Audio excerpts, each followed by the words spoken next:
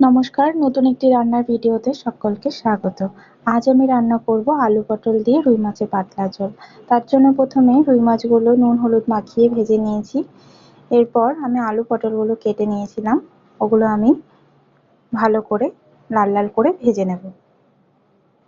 এবার একটা মশলা তৈরি করব, তার জন্য দিয়ে দিলাম পেঁয়াজ কুচি, গোটা জিরে, কাঁচা লঙ্কা আর আদা দিয়ে ভালো মতন পেস্টটা তৈরি করে নিয়েছিলাম। এরপর আমি কড়াইতে তেল দিয়ে ওর মধ্যে গোটা জিরে আর পেঁয়াজ কুচি দিয়ে কিছুক্ষণ ভাজা ভাজা করে নিয়ে আমি এর মধ্যে ওই মশলাটা দিয়ে দিয়েছি। এবার দিলাম হলুদ গুঁড়ো, সামান্য লঙ্কার গুঁড়ো দিয়ে ভালো মতন কষাতে হবে।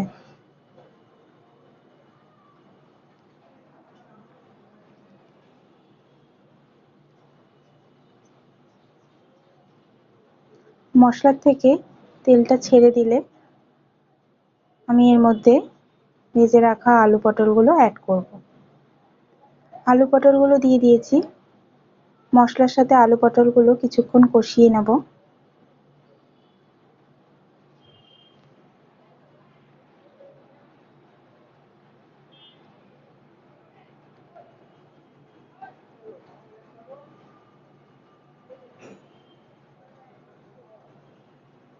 আলু পটলগুলো মশলার সাথে ভালো মতন কষানো হয়ে গেছে। এবার আমি পরিমাণ মতন জল অ্যাড করব।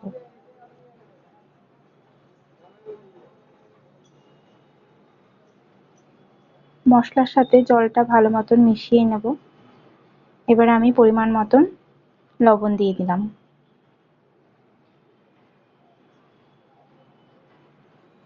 ঝোলটা ফুটে আসলে আমি এর মধ্যে ভেজে রাখা মাছগুলো দিয়ে দেব।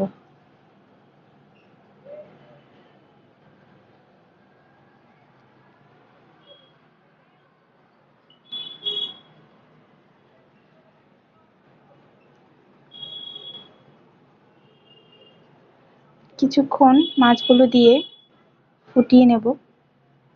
এবার আমি এর মধ্যে গরম মশলার গুঁড়ো দিয়ে দিলাম। গরম মশলার গুঁড়ো দিয়ে কিছুক্ষণ ফুটিয়ে নিয়ে নামিয়ে নেব।